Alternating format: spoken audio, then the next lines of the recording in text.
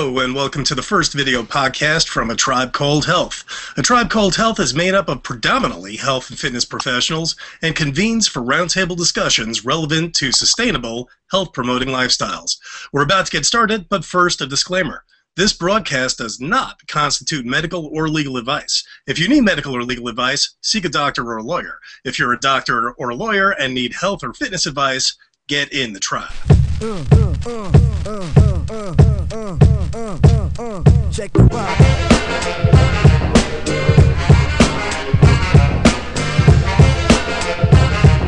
Well done. So my name is Joe Regnola, and with me are Eric Hulse and John Randalls and Todd Showman. We are your co-hosts for this podcast, so we're going to go around and do a quick intro. So, John, why don't you do a quick intro? Tell us who you are, what you're about, what you do, and all that good stuff. All right.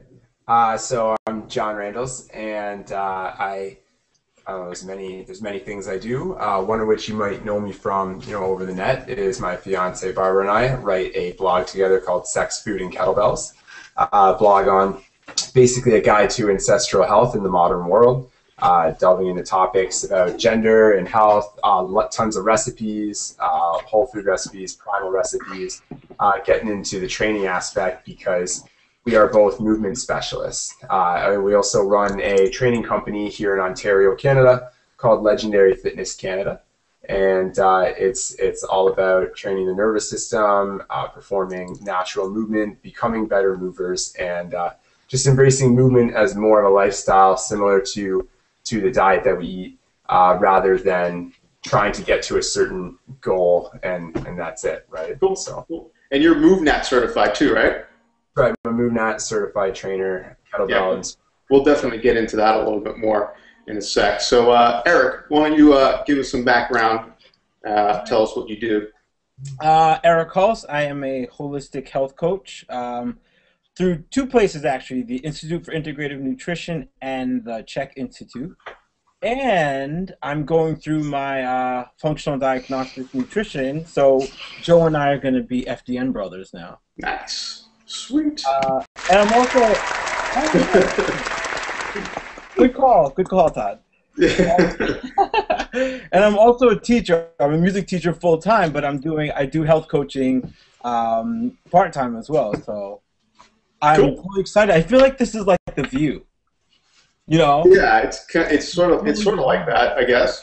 And I think I'm Star Jackson. Remember Star Jackson? She was on that show. Is that the role you're going to be taking? I feel like Todd is going to be Barbara Walters. It's funny. I was just going to say that I should be Barbara Walters. Yeah, Awesome. I have no idea who any of the characters are on that show, so I can't make a call. So I'll give you a little brief background on myself. I've been doing this holistic health coaching for a number of years. I'm also a functional diagnostic nutritionist, and just started off with getting myself healthy. And I guess we can dive into that a little bit deeper. But I also run a blog called Wellness Punks. You can check that out at wellnesspunks.com. You guys can feel free to plug your web addresses also, and that's So that's my shtick. Todd, why don't you tell us a little bit about yourself? Hey, Todd Showman here. I'm a little bit of the outlier in this group because I'm not truly a health or fitness professional. I'm more of an avid hobbyist. And I guess my presence here is really just sort of be the everyman, the man on the street, and just sort of be the liaison for some of our audience. So I'll be doing probably a lot of question asking and not so much answering. A little bit about my background. At this point, I'm in my mid-40s. I've been cross-training virtually my entire life, doing mostly cycling, weight training, and martial arts, so sort of runs the gamut. I've got a very busy media production business, and if you have any insight into that. Uh-oh. You have to answer it. John's answering the phone for us. Saved by the bell. And you have to stay on the phone. phone. You have to stay on the line. If somebody's phone rings, Hi, Mom. they're not. Did he say Is hi, it Mom? mom? Is it mom? He's not here. It's a code word. It's our obligation to try and make John laugh now. Eric, this might be a really good time for you to whip out the nipple ring. Oh, right. Just saying. John, I have something for you to see. Look over here. John, you want to see something? No? Yeah? Yeah. Ah, too late. Yes? No? Do you want to? Or What is going on? See, this show is going downhill right from the get-go, folks. welcome. So, John, tell us how you got started in this gig. See, I did it. Tell us how you got started in your business, where you came from, like how did you first get interested in fitness and movement and stuff like that? So, in general, when I first got into fitness, I was probably about 16. And it's the only thing in my life that made sense to me at the time. So that was what, like two years ago? Yeah, something. Sorry, like John's the baby of the group. So yeah, fitness changed my life. I was the fat guy in the group. I was depressed. I had a lot of abuse problems with substance abuse. And yeah, fitness got the ball rolling for me. It changed my life. Even as I got into it, when I decided I wanted to become a professional, started going to school for it, I still didn't see the scope of how broad the industry was and life in general. Where my training was going. I didn't know anything about food, and yeah, that just opened the door. Getting more into sort of the primal movement, that happened probably only about 3 years ago for me. And when I was actually huge into bodybuilding, I was a lot bigger. I'm actually a lot stronger now, but I was a lot bigger. And when I started getting into a few things like MovNat and kettlebells, and every time and even CrossFit, and every time I went to a workshop or a course or something, I was getting my ass kicked movement-wise. I thought I was big, I thought I was fit, but when it came to actually using the strength that I had, or when it came to mobility or learning new skills, I was completely handicapped at it. So that was just a game changer for me. Opened my eyes to what I wanted to become and who I wanted to become like. And ever since then, I've just been constantly pursuing education, constantly refining my movements, finding more ways to help other people do the same. The Primal Nutrition came around the same time, because as I was learning from people like Erwan LaCour from MovNat and Sean Motzen from Agatsu Kettlebells, they all ate a paleo diet, a primal diet, and when I started implementing that, crazy things were happening. Extra weight that I was carrying went away, chronic inflammation went away. I used to be hungry 24/7, and now I can go all day without eating if I just choose to. And again, that was all just a gateway. It's in the last couple of years that I've gotten to where I am now and doing the projects that I'm doing now. Nice, awesome. Yeah, and I definitely want to talk more about MovNat. That's something I'm big time interested in. But Eric, why don't you go a little bit deeper? Tell us how you got started on this. Tell us a little bit about your story. Well, I think a lot of us turn to a healthier lifestyle because we hit a rock bottom of some sort. Whether it's like depression or weight gain or whatever it may be. And prior to when I hit that rock bottom, I was a pretty healthy guy. Like there's health just runs rampant in my family, like starting from my uncle, who was a martial artist and a gymnast, and my brother, who was a professional strongman. So it's in the family. I was a yoga instructor for a while also. And then I started teaching. I started teaching over 100 kids a day. And then something crazy just happened. So, you get stressed out. I'm a music teacher full time. You get stressed out. I was going to grad school twice a week, and I was working on the weekend. So it was just a big mess. So I didn't have time to work out anymore. I wasn't really eating properly. Really wasn't something I thought about. And I was working with 100 kids a day. That's like not that. So I ended up getting like overweight and got depressed. And I remember I had this like anxiety attack one time in my classroom where I literally broke down like seconds before my next class came. Oh, wow. And I was like shaking, and I was like, what the hell's happening to me? Because I procrastinated and I had a report due in grad school that day, and I just couldn't get to it, and I had waitering. I don't know, it was just a big mess. So I was like, all right, something needs to change. And that's when I was like, all right, I need to take it full speed, you know, because something like that never happened to me before. I was like, I didn't know what was happening to myself. So that's when I started to look into health coaching. And so I was like, if I'm going to do this, I'm going to go in full force. So I signed up at the Institute for Integrative Nutrition, and then I got that certificate, and then I got involved with Paul Chek's program, which is awesome.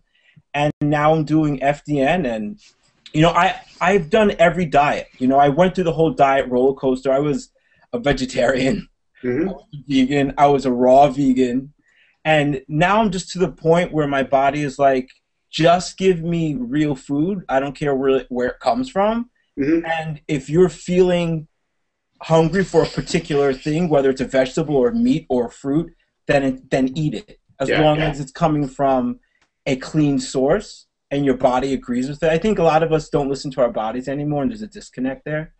But if you eat the food and it agrees with you and it's coming from a clean source, that's my philosophy in food, with food. And I'm working ever since. So yeah, right on. It's funny, you know, not just you guys, but I noticed a very common theme with a lot of health coaches, where it really just started out with getting ourselves healthier, and that's definitely my story too. I was in the corporate world a bunch of years ago and was just a mess. I was overweight. I had some really pretty severe blood sugar dysregulation, to the point where I would actually get lightheaded, and on a number of occasions I actually passed out. And Todd can attest to that, because I actually passed out in public a couple of times. One time was in a diner. Todd and I were sitting in a diner, and I don't remember what it was, if I just laughed too hard, but you know, I felt my at the time I didn't know what it was, but now looking back I realize that my blood sugar dropped so severely that, you know, I just turned pale white and sweaty and shaky, and I actually just keeled over out of the diner booth, and my face hit the floor. Did this happen while you were laughing? Not exactly while he was laughing. He laughed, and then he turned pale and convulsed and turned and fell on the floor. That must have just been confusing to you as an observer. Well, it was pretty frightening at first. The amusing part was when I tried to prevent him from falling over. And for those of you who have ever tried to catch somebody who's passed out, the best advice I can give you is to get out of the way. Because when 100 and, you know, whatever 80-pound bag of salt water comes flying at you, you want to move. Just get out of the way. Exactly. Yeah. Good advice.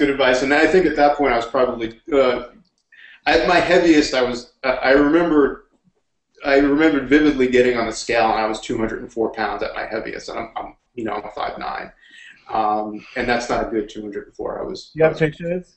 Pretty beefy. What's that? You have pictures? I have. Yeah. I mean, I have probably a picture of me at like 190, which really isn't pretty. I feel like we should all post our rock bottom pictures. Oh, that's a good idea. Because mine is not cute. It's not a cute picture. Yeah, no, we will. I'll if I actually pull this video down and edit it, I will definitely post some pictures in there. That'll be interesting. I was 240 pounds. For real? Yeah. Wow. How tall are you? Well, 6'3", but even still, when I was like first losing weight, I went all the way down to 190, and then through building and losing, I was up like 220, 200, 210, and now after all that, I have been solid 200 pounds for the last couple of years, unchanging. Wow. Crazy, crazy. So yeah, there you go. I was also on medication for anxiety and depression and acid reflux and had kidney stones and digestive issues. I was a mess. So yeah, I got myself better. Actually went vegetarian for a short stint there as well. That didn't help me at all. And then when I kind of regained my health, I decided that this is what I wanted to do for a living. I felt like other people needed help. So let me interrupt you guys at this juncture. This seems like a natural point. Why don't each of you maybe recount for us how you might start a new client off? How you might ascertain what their needs are, what kind of program you might get them into, and just be very topical, because the three of you really are very have very diverse. I'm going to use the word modalities, but that's probably not the right word. So give it a shot. You guys choose who goes first. I'll jump in.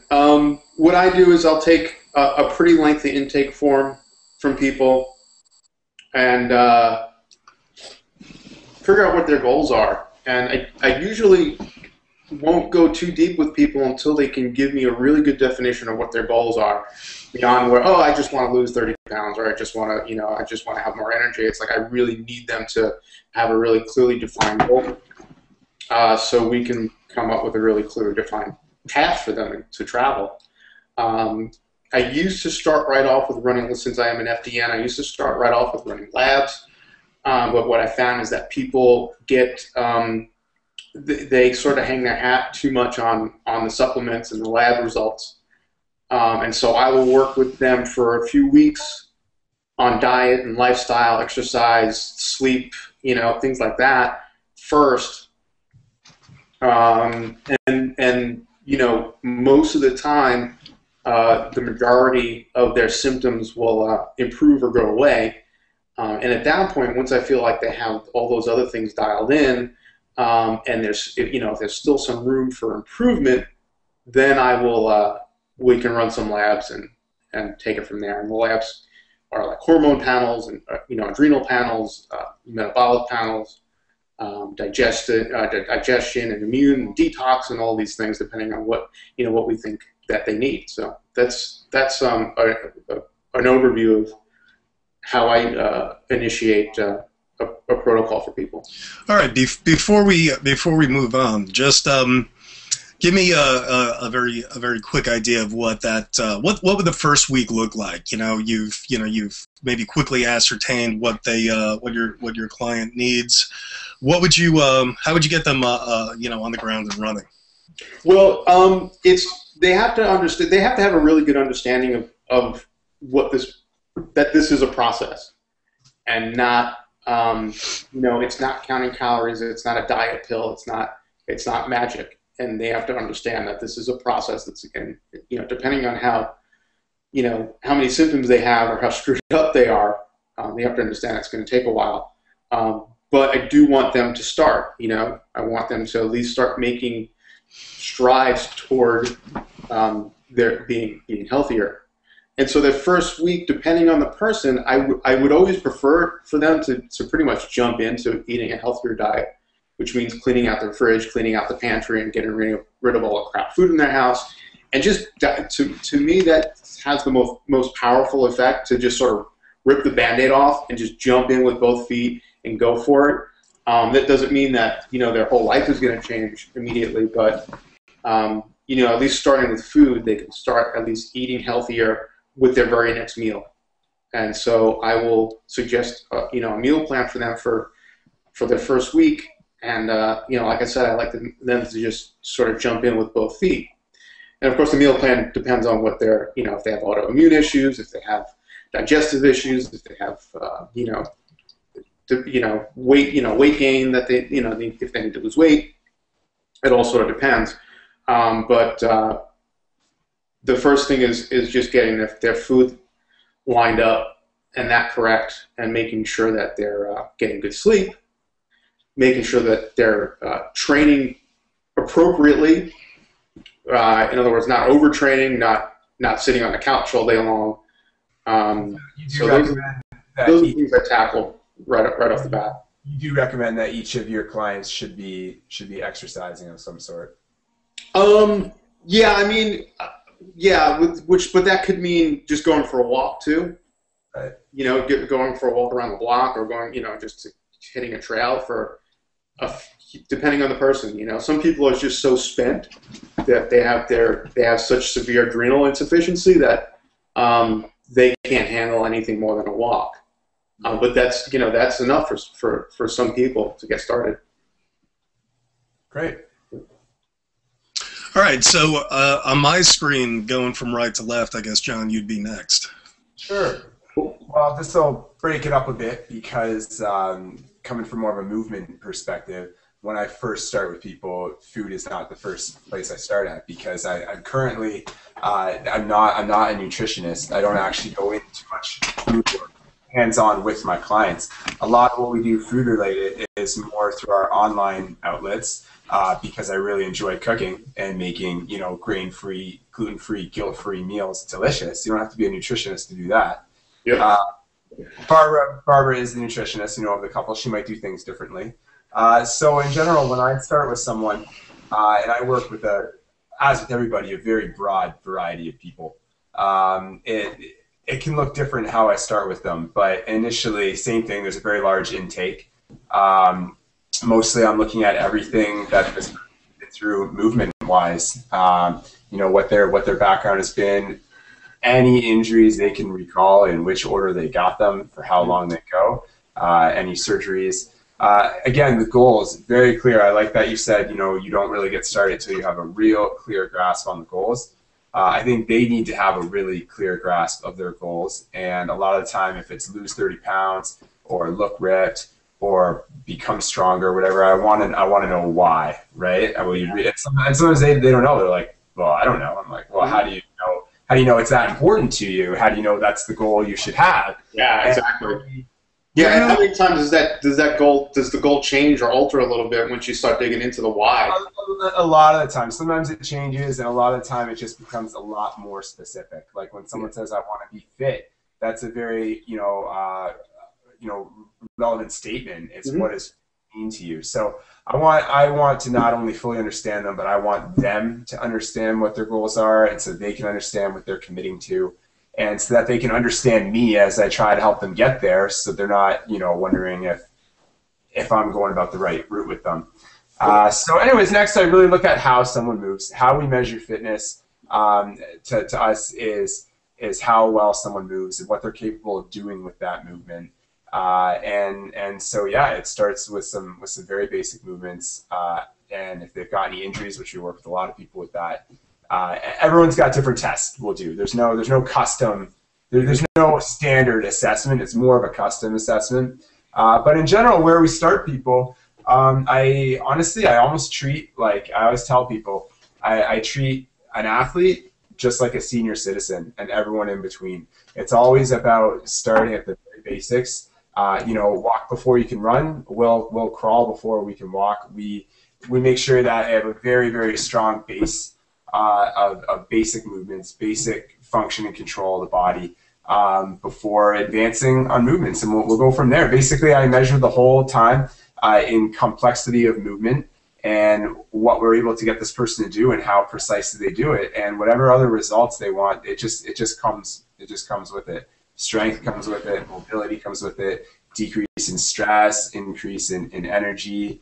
And just overall becoming a better movement. The next thing you know, I've got someone who might have been broken when we started, and now they've been exercising for a year, pain-free, doing awesome stuff. And we just do that through movement, just perfecting movement. Nice. Tell us a little bit about Barbara, because I know she's your partner and your fiance. Yeah, so my fiance and my business partner, and we'll be on the show, right? You know, from time to time. She is a Z Health trainer. She's part of as well as a kettlebell instructor and a personal trainer. So she's more the brainy one. I definitely learn lots of great stuff from her all the time. And she is also a nutritionist. She's just finishing up her practicum hours. And yeah, she's great at dealing with the people who are real case, people who, you know, have tried everything and it's failed. They're in all kinds of pain. They can't get their diet right. She's very specific, she's a perfectionist.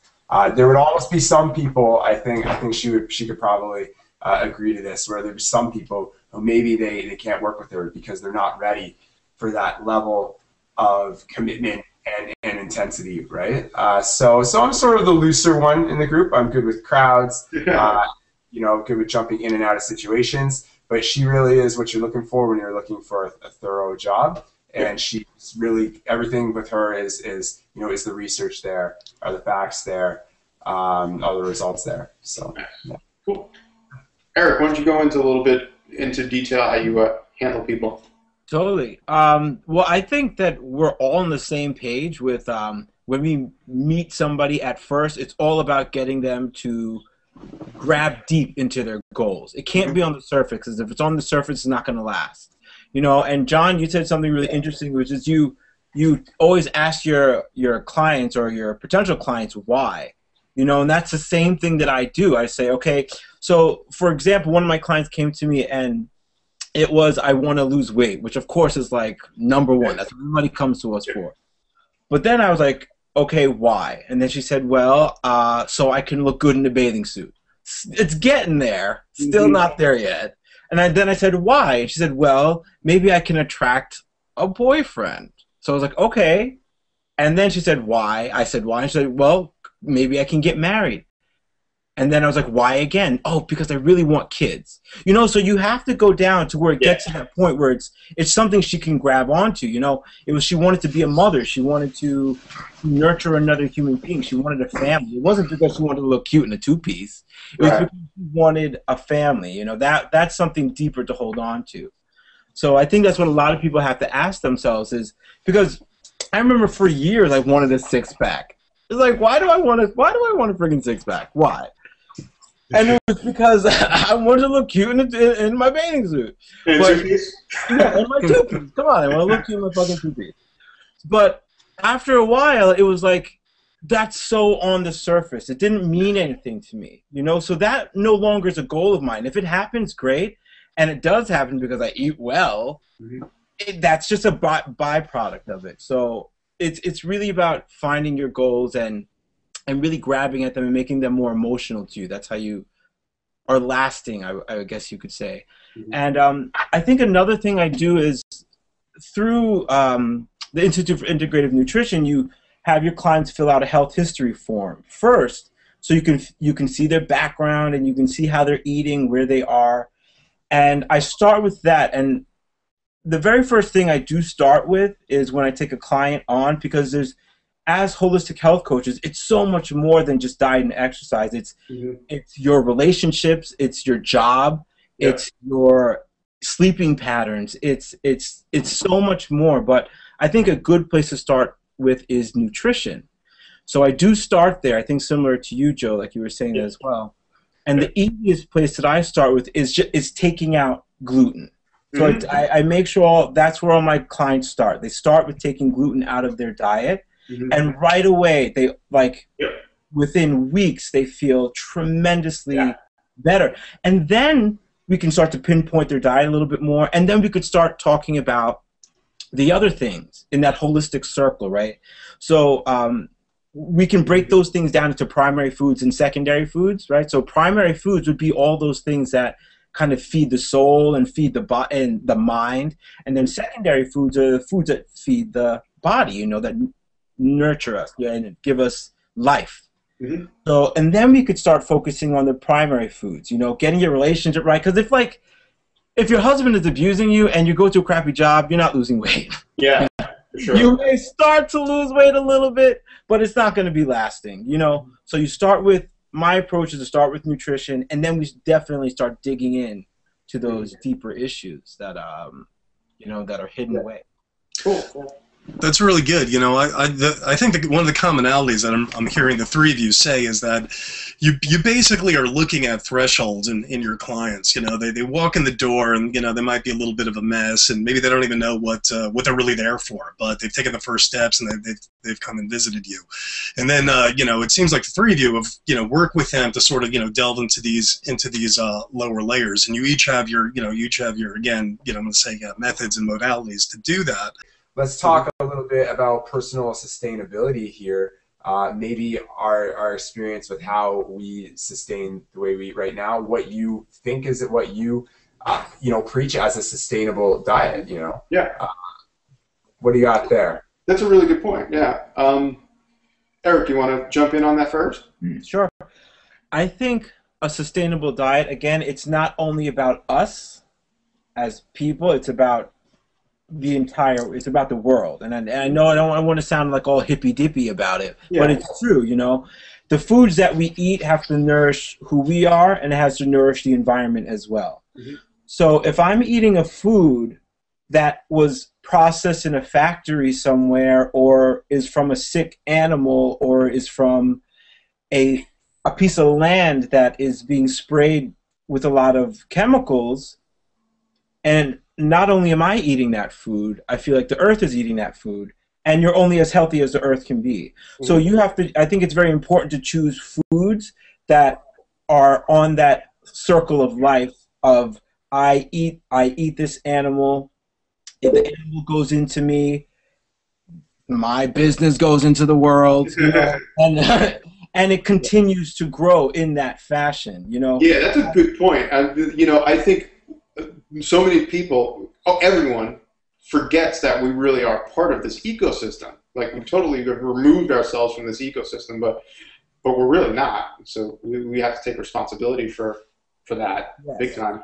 So sustainable eating to me is something that not only nourishes my body to optimal levels, but it also gives back to the earth, and it also supports those who want a more sustainable earth to live in. So local farmers or organic farmers or people who are treating their animals well, those are the people where I want to spend my money. That's how I'm going to give back to this sustainable way of living. Like this summer I lived on an organic farm out here on Long Island, and it was the most amazing experience that I could be in as a holistic health coach, because I was planting my own food. We weeded our own food. We didn't use chemicals on anything. Half of the day was we were sitting on our ass in dirt weeding because we didn't put any chemicals on it. We were just covered in dirt. It was a farm where they were really into work songs. So while it was very traditional. So while we were planting and digging, we were singing, we were dancing. It was an amazing experience. And we did have some pigs that we fed up, got nice and fat, and sent off to the butcher and totally tore up some nice bacon. It sounds like you found like a home. It was a home. It was definitely a home. The people who were there and I was so impressed that there were a bunch of young people. I was the oldest one there at 30. Even the farmer himself was younger than that. Was this in Brookhaven? No, it was on Shelter Island. Oh, okay. So that gives hope to me that there's a younger generation who wants to continue this sustainable way of living, because they were very dedicated. And once that farm closed down, they for the winter they went to another farm, you know, and they hop around these farms working because it's their way of giving back to this sustainable way of living. Nice. Yeah. So yeah, I mean, I'm gonna say something that might be kind of controversial. I think I'm gonna say this from my point of view, and what I do to be sustainable for us. But I think a lot of people think, oh, I do my shopping at Whole Foods, you know, so that's sustainable, right? And I mean, maybe it's an improvement, but I think Whole Foods is a little bit of a cop out. You know, because you people are like, oh, you know, I get the organic meats at Whole Foods, so that, you know, I'm good, right? It's like, I think people have to take a little bit more responsibility than that even. And like I said, maybe that's a step in the right direction. But for us, we get about 90% of our food from a local farm, particularly in the warmer months when we can get our produce. But we get all of our meat directly from a farm. It's all pasture raised. It's all sort of this polyculture type of situation. All the animals are humanely raised, and that's how we choose to. That's the farmer that we choose to support. That's that type of farmer, and I just the idea that it's not realistic, or it's too expensive, or you don't have access to that. I just try harder.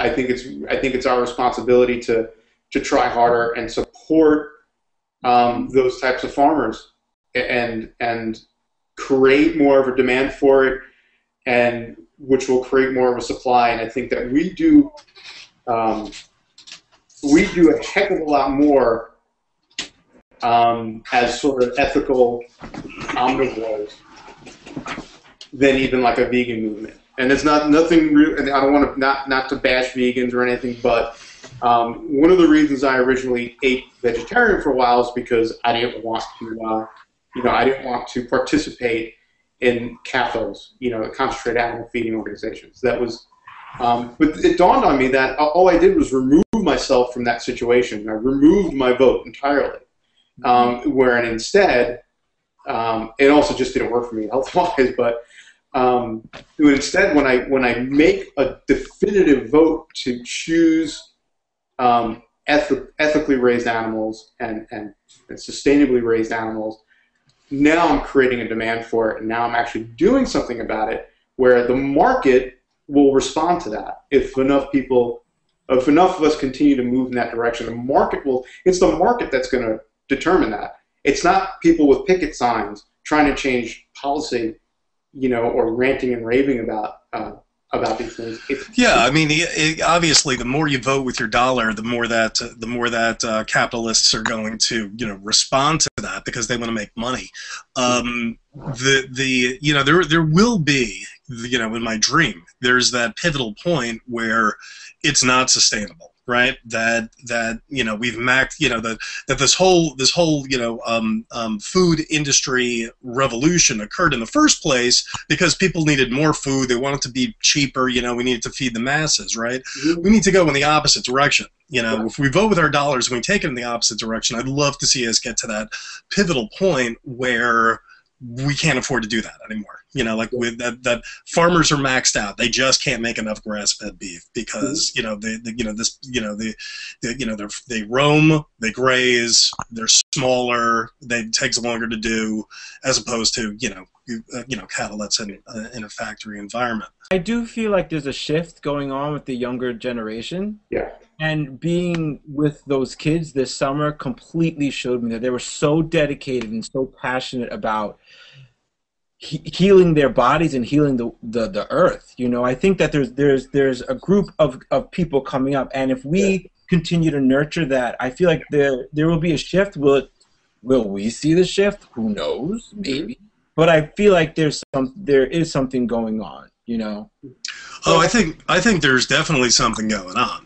And you can see it on a very, very tangible level if you go into the supermarket and the stuff you want isn't there. The organic stuff per se that you want isn't there. Sorry, John, go.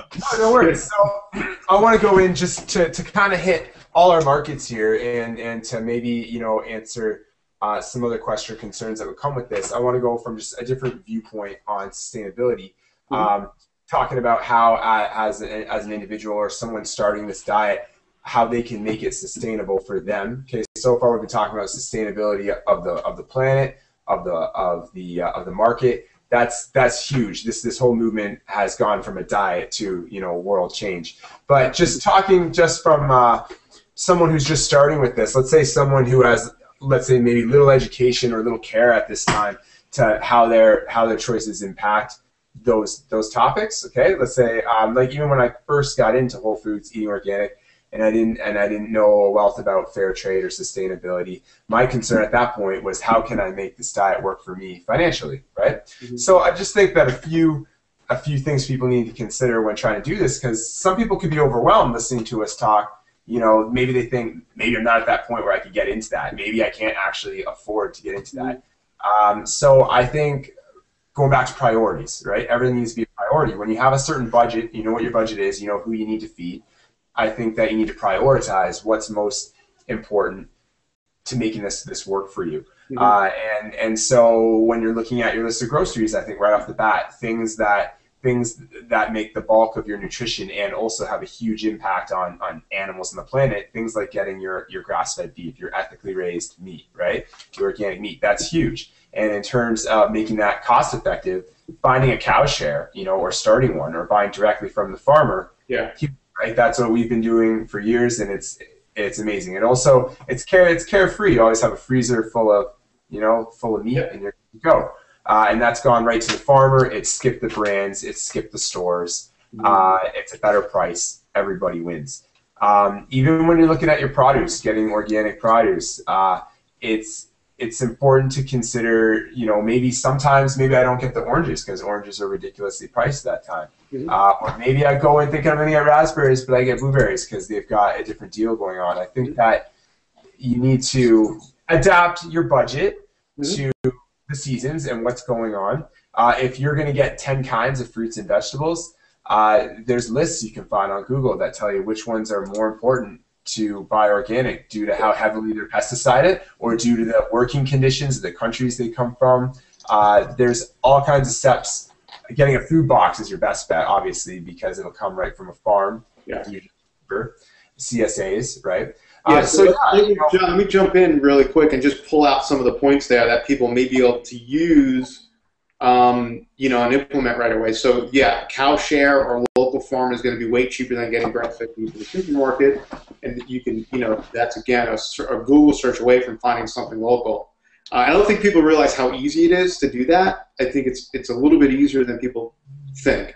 And some farmers just want to give it away.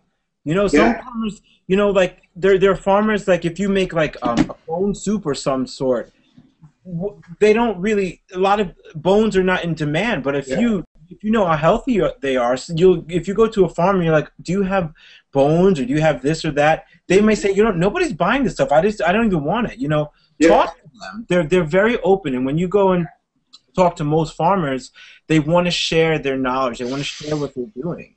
Yeah, they get very enthusiastic when they see people coming in and taking interest. So, and just to pull out one other point, John, you said CSA, and for people who don't know, that's community-supported agriculture.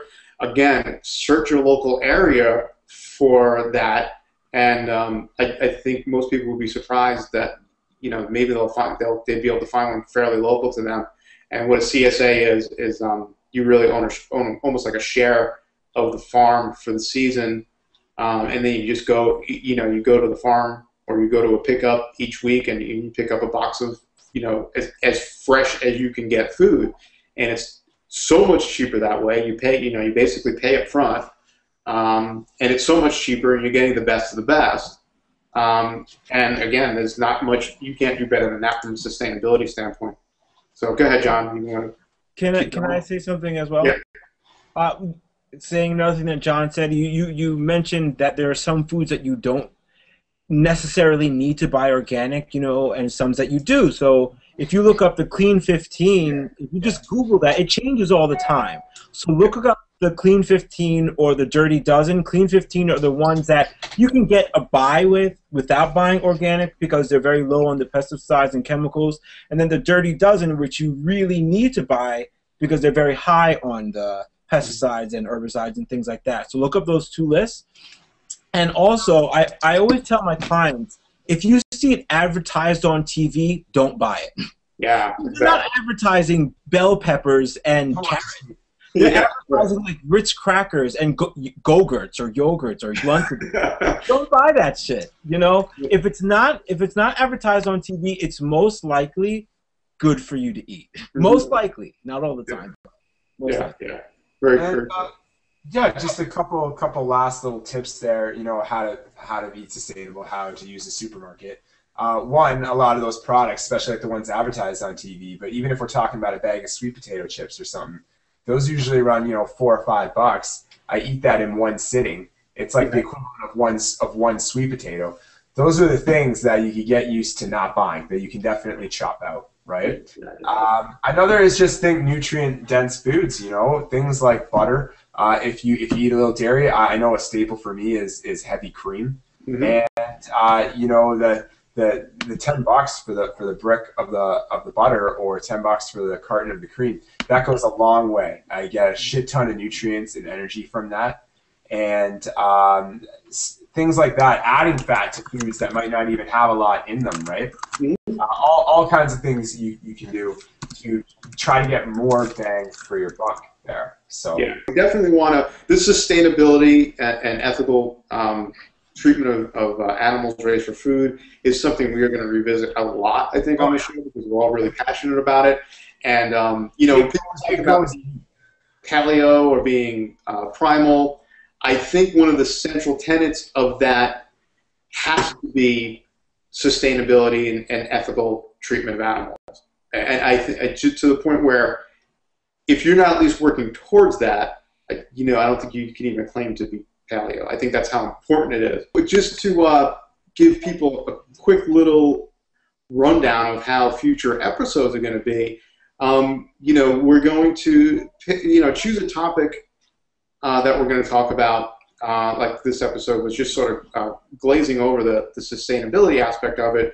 But each episode will have a topic that we'll talk about for one segment, and then we will probably answer some questions as we have time. So I do want people to head on over to our Facebook page, which is facebook.com/atribeCalledHealth, and leave us a message there or post on our timeline if you have any questions that you want us to tackle in future episodes. And write it in the YouTube comment.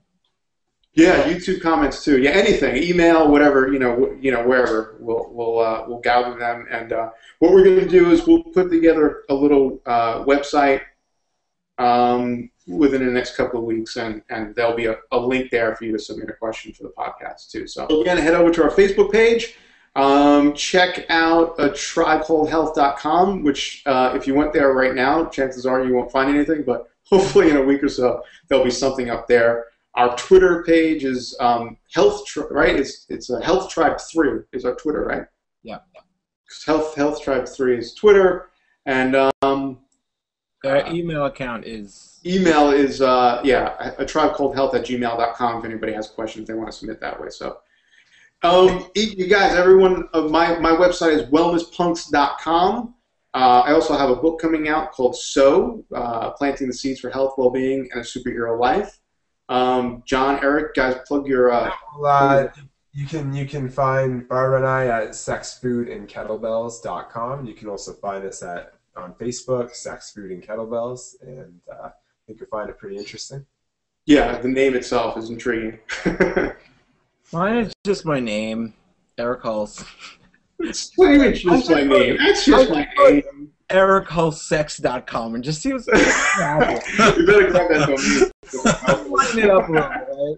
And too late. I just registered that live right now. Sex, Food, and Eric Hulse. Yeah, that's all. And then I have a YouTube channel where separate from this, where I answer questions, Eric Hulse Wellness, and then you can do Eric Hulse. You could find me on Facebook. It's really long. I don't even remember what it is. Like holistic health coach and life. We'll put some show notes underneath the video and in the podcast for all of our links. But yeah, so good to go. Until next time. Thanks everyone for listening and watching and downloading and all that good stuff. And thanks to Todd for keeping us reined in. Thanks, Todd. And to John and Eric for joining us on this crazy journey. Yeah, thank you. My pleasure.